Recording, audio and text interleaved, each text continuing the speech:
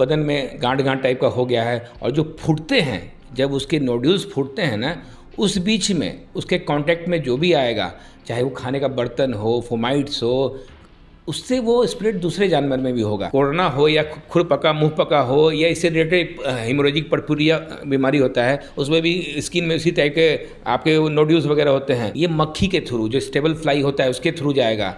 जो ये मॉस्किटो होता है, एडिस मच्छर, उसके काटने से, अगर आपको काटा, वो दूसरे में काटा, तो वो जाके उसको कंटामिनेट कर देगा। पॉक्स ही तो बता रहा हूँ कि वही पॉक्स जो गोट पॉक्स होता है, सिप पॉक्स होता है, वही आपका अभी ये मान के चलिए कैटल में। नमस्कार, मैं हूं अभय पांडे और मेडिकल माइक की टीम के साथ आज हम पहुंचे हैं पटना के एनिमो पेट केयर में, जहां हमारे साथ अभी मौजूद हैं देश के जाने माने पशु चिकित्सक डॉक्टर विकास शर्मा।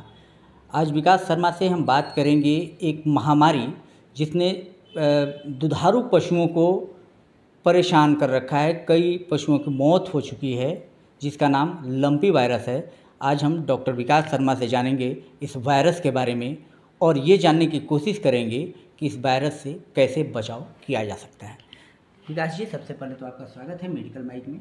नमस्कार। अभी कुछ दिन पहले तक कोरोना ने इंसान को परेशान किया, काफ़ी लोगों की जानें गई और अब एक बीमारी, एक महामारी के तौर पर उभरी है लंपी वायरस। क्या है ये लंपी वायरस? देखिए, लंपी स्किन वायरस जो है ना, ये आज से नहीं, बहुत दिन से है। और लेकिन जो अभी हैवॉक का विषय बन गया, जो आपने देखा जैसलमेर में, राजस्थान में, हिमाचल प्रदेश में, हरियाणा में, जम्मू कश्मीर में, इस सब एरिया में जो है बहुत ज़्यादा मॉर्टिलिटी हुआ है, मॉर्बिडिटी भी हुआ है, मॉर्टिलिटी हुआ है। तो उसका स्ट्रेन वगैरह है वो थोड़ा सा हट के है, इसके चलते ये सब ज़्यादा अफेक्टेड हुआ है। लेकिन जो लंपी स्किन वायरस है, ये बहुत पहले से ही है। जो पॉक्स वायरस जो होता था, जैसे कैपरी पॉक्स हो गया, सिप पॉक्स हो गया, उसी का ये दूसरा रूपांतर है, उसी फैमिली से बिलोंग करता है। तो इसमें क्या होता है, मॉर्टिलिटी ज़्यादा नहीं होता है, इसमें 2 से 5% तक जान माल की नुकसान होता है। लेकिन जो इकोनॉमिक्स होता है, जो मॉर्बिडिटी होता है, पशुपालक जो गाय रखते हैं, किस लिए रखते हैं? दूध के लिए रखते हैं, खेती के लिए रखते हैं। बहुत लोग जो इसकी बड़े पैमाने पे इंडस्ट्री चलती है, उसके हाइड से, जो स्किन से बहुत तरह के रबर वो बनते हैं, कपड़े बनते हैं, जूट बनता है, कई चीज़ें हैं, स्किन का बहुत प्रोडक्शन होता है। लेकिन जो ये लंपी स्किन वायरस जो है, डिजीज़ है, इसमें क्या होता है कि पूरे बॉडी में नोड्यूल्स फॉर्म होते हैं, छोटे छोटे 1 से 5 सेंटीमीटर तक नोड्यूल्स फॉर्म हो जाते हैं और पूरे शरीर में गांठ बना रहता है। और जो थन है, छेमी है, उस पर भी पॉक्स टाइप का जो पॉस्ट्यूल और नोड्यूल्स बन जाते हैं। तो इसमें इसका जो इंक्यूबेशन पीरियड है, ये 3 सप्ताह से लेकर महीनों तक मतलब होता है। ऐसा नहीं, जैसे आप देखते हैं हम ही लोग में चिकन पॉक्स होता था, जो पूरे मुंह पे कैसे निकलते थे, तो कहते थे ना कि जितना आप साफ़ रखिए या हाइजीन रखिए, उनको अलग रख दीजिए, और बाद में जो वो गिरते थे सूख सूख के, वो उससे दूसरे को इन्फेक्शन होने के चांसेस थे। तो वही सेम कंडीशन इनमें भी होता है। इसमें मरते नहीं हैं जानवर, लेकिन ये जो कष्ट वाला बीमारी है, बहुत इसमें फीवर बहुत राइज हो जाएगा, टेम्परेचर 104-105 तक रहेगा 1 सप्ताह तक। इसमें दूध का प्रोडक्शन कम जाएगा। जो लैक्टेटिंग, जो दूध देने वाली है जानवर, चाहे गाय हो चाहे वाटर बफेलो हो, दोनों में बच्चे तो और प्रोन हैं।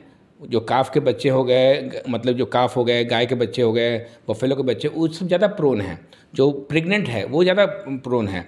तो इसमें बेसिकली ये बीमारी से डरने की बात नहीं है। इसमें जब हो गया है, अगर लक्षण आ गया है, जो मैं बोल रहा हूँ कि बहुत ज़्यादा टेम्परेचर है, पूरे बदन में गांठ गांठ टाइप का हो गया है, और जो फूटते हैं, जब उसके नोड्यूल्स फूटते हैं ना, उस बीच में उसके कांटेक्ट में जो भी आएगा, चाहे वो खाने का बर्तन हो, फोमाइट्स हो, उससे वो स्प्रेड दूसरे जानवर में भी होगा। तो एक किसी को अगर लक्षण आ गया है, कोई भी काफ हो, चाहे गाय हो, प्रेग्नेंट लेडी हो, मतलब प्रेग्नेंट काव हो, या बफेलो हो। वाटर बफेलो क्या करते हैं कि मड में बहुत ज़्यादा वो करते हैं, तो ये सब प्रोन एरिया, वहाँ से इन्फेक्शन होने के चांसेस बहुत होते हैं। तो इसको थोड़ा सा देखना होगा, और जब तक उनका वो खत्म ना हो जाए, जो स्कैब हो गया पूरा कंप्लीटली क्योर ना हो जाए, तो दूसरे पशु से उसको संपर्क में नहीं लाना है। सर, अभी तो ये बीमारी तो खैर फैली हुई है, खबरें आ रही हैं, कई पशुओं की मौतें भी हुई हैं, लेकिन इससे बचाव का क्या रास्ता है? कैसे इससे बचाव किया जा सकता है? कैसे इसे रोका जा सकता है कि जिन पशुओं को नहीं हुआ है, ये संक्रमण उन तक न पहुँचे? देखिए, मैंने क्या कहा है कि ये इससे मॉर्टिलिटी तो नहीं होती है, मतलब पशु बहुत ज़्यादा नहीं मरते हैं, लेकिन नुकसान क्या होता है? इससे प्रोडक्शन मिल्क के, जिस पर्पज़ के लिए किसान भाई काहे के लिए गाय रखते हैं, दूध के लिए रखते हैं, ताकि उससे बिजनेस करे, वो करे, पशुपालक उसी पे डिपेंडेंट है। जब दूध ही नहीं हो पाएगा तो वो उसके लिए तो बहुत नुकसान हो जाएगा। तो इसमें महीनों आपको थोड़ा सा केयर करना होगा। जैसे हम लोग में ह्यूमन में महीनों उसको अच्छे से हाइजीन मेंटेन करना है, लोकली उसको मतलब उनके घाव को आप मतलब क्लीन करना होगा, एंटीसेप्टिक क्रीम लगाना होगा। जैसे इंसान में जो चिकन पॉक्स होता है बिल्कुल मतलब कहा जा सकता है उसी टाइप का ये कुछ है। वही पॉक्स ही तो बता रहा हूँ कि वही पॉक्स जो गोट पॉक्स होता है, सिप पॉक्स होता है, वही आपका अभी ये मान के चलिए कैटल में लंप स्किन डिजीज वायरस हो गया। लेकिन सोर्स इसका क्या सोर्स है ये भी मैं बता दूं। ये तो वायरस है ही है, लेकिन ये माध्यम कैसे जाता है, ये तो वायरस है ही है, लेकिन ये माध्यम कैसे जाता है। ये मक्खी के थ्रू, जो स्टेबल फ्लाई होता है उसके थ्रू जाएगा। जो ये मॉस्किटो होता है, एडिस मच्छर, उसके काटने से, अगर आपको काटा वो दूसरे में काटा तो वो जाके उसको कंटामिनेट कर देगा, समझ गए। उसके बाद और क्या है, उसके बाद एक तरह का टिक्स होता है, रिसिफेलस टिक्स। वो टिक्स के काटने से भी, ये 3 तरह के वेक्टर होते हैं जो इधर से उधर इस बीमारी को ट्रांसफ़र करते हैं। उसके बाद भी जब आपको नोड्यूल्स बड़ा हो जाता है, वो जो नोड्यूल्स फटते हैं, उसके बाद उसके कांटेक्ट में जो भी जानवर जाएगा उससे वो कंटाजियस इन्फेक्शन ले लेगा और उस दूसरे पशु को भी हार्म करेगा। तो उस कंडीशन में आपको चाहिए कि जैसे माता जी हम लोग को होता है तो कैसे केयर करते हैं, वैसे ही आपको हाइजीन मेंटेन करना है। बुखार है तो बुखार के लिए इंजेक्शन लगाना होगा, उसको भूख नहीं लग रहा है उसके लिए लगाना होगा, इम्यून बूस्टर इम्यूनिटी के लिए लगाना होगा। इसके जो लिम्फ नोड्स होते हैं सब मतलब बड़े हो जाते हैं। जो नॉर्मल साइज होता है उसके प्री स्केपुलर नोड जितने भी लिम्फ नोड्स होते हैं सबके साइज ओवर साइज होते हैं, वो आप फील कर सकते हैं। फीवर बहुत ज़्यादा रहेगा, एकदम मतलब उसको बेचैनी रहेगा, स्किन का मतलब खुजली करने का मन करेगा। तो इसमें टॉपिकल एप्लीकेशन तो करना होगा, बीटाडिन लगाना होगा, जो भी आपको क्रीम है वो स्प्रे यूज़ करना है ताकि उसका घाव पे मक्खी ना बैठे, आगे स्प्रेड ना हो। इसमें आइवरमेक्टिन का इंजेक्शन आप ड्रग ऑफ चॉइस में लोग लगाते हैं, क्योंकि टिक्स वगैरह तो होते हैं तो उसको ख़त्म करने के लिए लगाते हैं।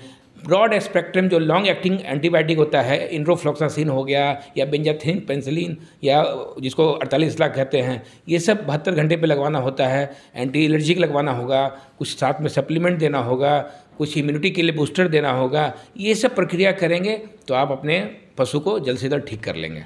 अच्छा, मतलब दवा के साथ साथ हाइजीन भी इसमें मायने रखता है। हाइजीन तो बहुत ज़रूरी है और इसमें हतोत्साह नहीं होना है। इसमें आपको संयम रखना है और अगर आपके पशु को हो गया है तो उसको दम सेपरेट कर दीजिए।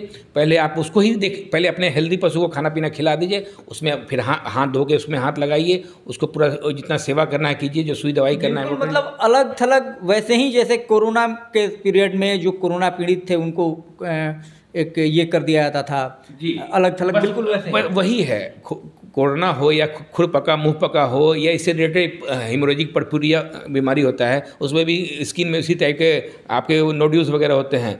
लेकिन इसमें महीनों लगता है टाइम घाव को सूखने में। इसका स्कैब जब गिरता है ना, उस समय ज़्यादा ध्यान देना है। जो स्कैब गिरे उसको जला के कहीं आप बर्न कर दीजिए, इधर उधर मत फेंकिए कि दूसरे एनिमल्स को, चाहे गाय हो, चाहे भैंस हो या बच्चे हों या लैक्टेटिंग पशु हो, उस पर अवॉइड करना। दूसरे पशुओं में भी हो सकता है क्या कि ये मतलब सिर्फ गाय या इनमें भैंस या इन्हीं में होता है? ये दूसरे पशु अभी तक जो रिपोर्टेड है ये तो आप इसी जनरेशन में है, लेकिन फैमिली जो है ना, कैपरी पॉक्स वेरिडी हो गया या गोट पॉक्स वेरिडी हो गया। अभी आपको बता दूं कि गवर्नमेंट अभी जो गोट पॉक्स में जो वैक्सीन यूज़ करते हैं, जिस पशु को ये बीमारी नहीं हुआ है तो अभी उसी को यूज़ कर रहे हैं बड़े पैमाने पे। कि सडनली ये वैक्सीन तैयार हुआ नहीं है, क्योंकि पहले तो गोट पॉक्स तो बहुत कॉमन था, कैपरी पॉक्स, गोट पॉक्स उसी को कहते हैं, और सिप पॉक्स ये सब में बहुत कॉमन था। तो उसी वैक्सीन को अभी तत्काल हम लोग बहुत बड़े पैमाने पे यूज़ कर रहे हैं, जो हेल्दी है, बीमारी वाले में नहीं। जिसमें लक्षण आ गया है उसको तो एकदम यूज़ नहीं करना है, अगर वो वैक्सीन लगा तो और मल्टीप्लाई करेगा। और एक बात ये भी बता दूं कि लोग हतोत्साहित है कि हम लोग को तो ना हो जाए, हम दिन भर सेवा कर रहे हैं जी ना। तो वही मैं कह रहा हूँ, ये जूनोटिक बीमारी नहीं है, जूनोटिक डिजीज़ नहीं है कि आदमी से या ह्यूमन मतलब जानवर से आदमी में, आदमी से जानवर में फैलने वाला नहीं है। बस जिस स्पीसीज़ को हुआ है उसी को हार्म करेगा। इसमें मोर्टेलिटी नहीं होगी, पशु मरेंगे नहीं, लेकिन सेवा बहुत करना होगा। 2 वीक से लेकर 4 वीक तक कम से कम इसका इंक्यूबेशन पीरियड है, ये सब करना होगा। आप नज़दीक के कोई वेटनरियन से मिल के या जो भी हैं अगल में जो गवर्नमेंट हॉस्पिटल है या कोई वेटनरी कॉलेज है, उससे संपर्क में आएँ और हतोत्साहित होने की बात नहीं है। सेवा करें, उसका इलाज करें, उसको कल कर दें, उसके बाद जब ठीक हो जाए प्रॉपर तरीके से तब उसको अच्छे झुंड में ले जाएं। अगर सर ये बीमारी से मुक्त हो जाती है, इस बीमारी से छुटकारा मिल जाता है, उसके बाद वो नॉर्मल लाइफ में अपना मतलब जो पशु है वो नॉर्मल लाइफ में आ जाएगा? बिल्कुल एकदम नॉर्मल लाइफ हो जाएगा, फिर से वैसे ही होगा। स्किन में कुछ भी जगह पे जो रैशेस होते हैं तो उसके लिए विटामिन ए डी का इंजेक्शन आता है, वो लगवाइए। कुछ उसको उस टाइप का टी बर्ब करके जो दवा आता है वो दे सकते हैं। कुछ कुछ मेडिसिन है जो स्किन को फिर से रिपेयर कर देगा, फिर से प्रोडक्शन एल्ड को बढ़ा देगा, फिर से आपको जो बच्चों में जो इम्यूनिटी वीक होता है उसको फिर से स्ट्रॉन्ग करने के लिए भी बहुत सही मेडिसिन आती है। इम्यून बूस्टर दीजिए ताकि रोग प्रतिरोधक क्षमता बढ़ेगा, तभी तो फिर आगे वो प्रजनन करेगा, बच्चे देगा, फिर आगे दूध देगा, कई चीज़ें हैं। तो आपने सुना डॉक्टर विकास शर्मा जी को, इनका कहना है कि इस बीमारी को लेकर बहुत ज़्यादा पैनिक होने की आवश्यकता नहीं है।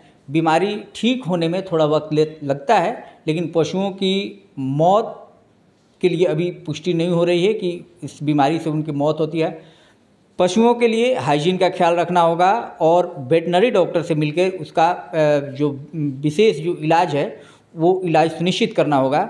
बाद बाकी अगर ये बीमारी ख़त्म हो जाती है, पशु इससे रिकवर हो जाते हैं, तो वो अपने नॉर्मल लाइफ में लौट आएंगे। अभय पांडे, मेडिकल माइक।